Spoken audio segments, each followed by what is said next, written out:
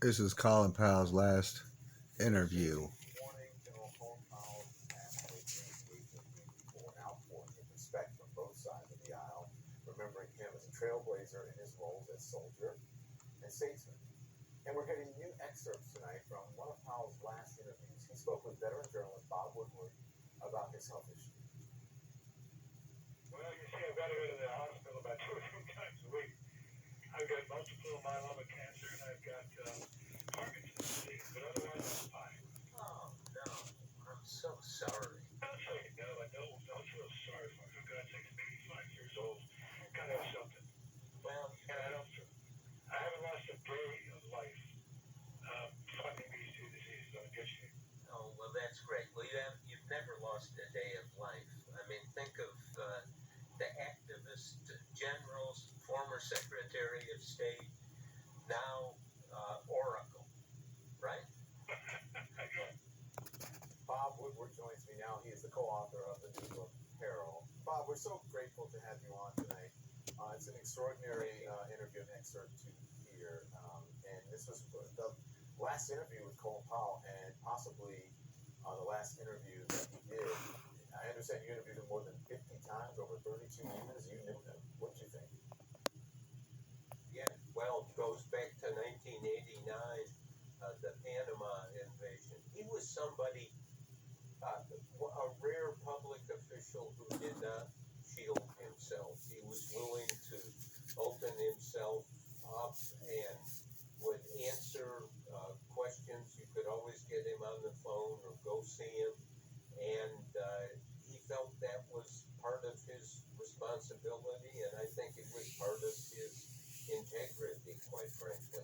Speaking of which, we're seeing the battles over documents off the January 6th Special Committee. You asked him about the insurrection. I want to play that. I want to hear from him. Sure. I was not being president. Right. Who was not reelected. Yeah. Refused to acknowledge he wasn't reelected. Here's people that will go along with him. Yeah. Now we had a Congress who is ready to elect him or do something with him to make him a hero again. These guys all bad enough right after the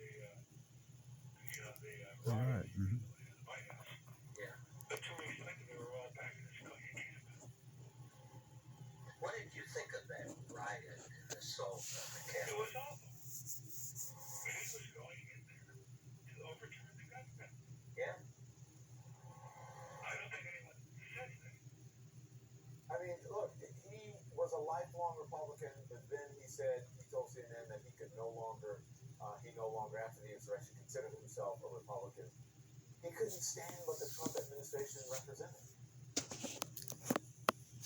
He could not, and he made the point not just that Trump was trying to overthrow or say he won the election, but that Trump was really trying to overthrow the government, because we're not going to have a government if we can't hold elections where people will realize the votes have been counted and they either won or lost. And Trump's persistent, Crazy stuff, huh? claim that there's I was just trying to watch about Colin that Powell. Now it's about Trump. won the election.